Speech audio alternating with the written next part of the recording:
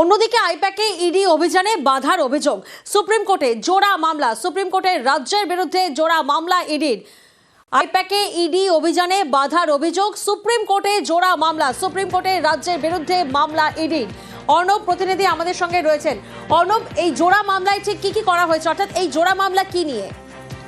দেখো, প্রথমে ঠিক ছিল এনফোর্সমেন্ট ডিরেক্টরেট কলকাতা হাইকোর্টে যেভাবে মামলা করেছিল এবং সেই মামলাতে রাজ্য সরকারের পাশাপাশি একই সঙ্গে যারা ঘটনাস্থলে উপস্থিত ছিল তাদের বিরুদ্ধেও তাদের বিবাদী করে মামলা করা হবে।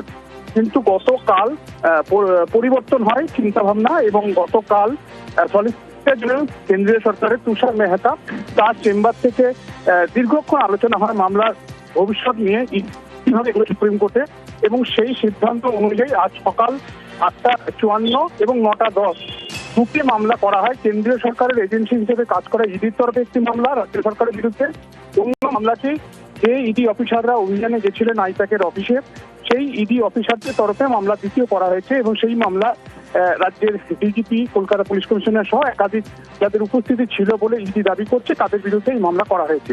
এবং দুই মামলা আজকে করা হলো সকালে, কিন্তু জরুরি ভিত্তিতে দৃষ্টি আকর্ষণ করে মামলা শুনানির জন্য আবেদন প্রথম হাতে করা হয়নি প্রধান বিচারপতির বেঞ্চে।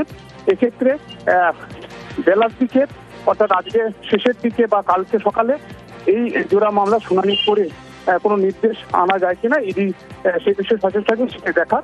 তবে এক্ষেত্রে ইডির মূল বিষয়টা সিবিআই তদন্ত তারা চেয়েছিল, একই সঙ্গে অভিযান চলাকালীন পুলিশের উপস্থিতিতে যে নথি বাজেয়াপ্ত করার ছিল সেগুলি তারা করতে পারেনি সেগুলি ফিরিয়ে দেওয়া এবং ইডি অফিসারদের বিরুদ্ধে রক্ষা কবচ দেওয়া। কারণ ইডির এই অভিযান নিয়ে একাধিক এফআইআর রুজু হয়েছে কলকাতা এবং বিধাননগর পুলিশে। সেই এফআইআর যাতে কোনো কড়া পদক্ষেপের মুখে না পড়ে ইডি অফিসাররা সেই জন্য রক্ষা কবচ চাওয়া হয়েছে। এবং একই সঙ্গে আরেকটি কনস্টিটিউশনাল প্রশ্ন ইতিমধ্যে তৃণমূল কংগ্রেসের করা কলকাতা হাইকোর্টের মামলায় সেটা সামনে আনা হয়েছে এবং তৃণমূল কংগ্রেস দাবি করেছে যেভাবে আইপ্যাক কর্ণধার এবং আইপ্যাকের অফিসে তৃণমূল কংগ্রেসের পার্টির সাংগঠনিক বিষয় যেভাবে হাতানো হয়েছে এক্ষেত্রে আইনসম্মত ছিল না ইডির এই অভিযান, এবং ইডির অভিযান যাতে আইনসম্মতভাবে সংবিধান মেনে এ রাজ্যে হয় সে বিষয়ে প্রশ্ন তোলা হয়েছে।